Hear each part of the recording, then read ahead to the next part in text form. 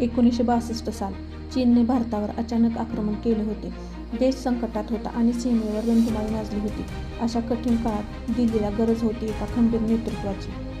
पंतप्रधान पंडित नेहरूंनी महाराष्ट्राचे मुख्यमंत्री यशवंतराव चव्हाण यांना फोन केला आणि देशाचे संरक्षण मंत्रीपद स्वीकारण्याची विनंती केली. यशवंतरावांनी क्षणाचाही विलंब न लावता जबाबदारी स्वीकारली. तेव्हा संपूर्ण देशात एकच चर्चा होती. हिमालयाच्या मदतीला सह्याद्री धावून गेले. यशवंतरावांनी केवळ पद स्वीकारले नाही तर खचलेल्या भारतीय सैन्याचे मनोधैर्य पुन्हा उभे केले. त्यांनी सैन्य दलाचे आधुनिकीकरण केले. देशाला संरक्षणाच्या बाबतीत स्वावलंबी बनवण्याचा पाया रचला. अशा या धाडसी नेतृत्वाला आधुनिक महाराष्ट्राच्या शिल्पकाराला जयंतीनिमित्त मानाचा मुजरा.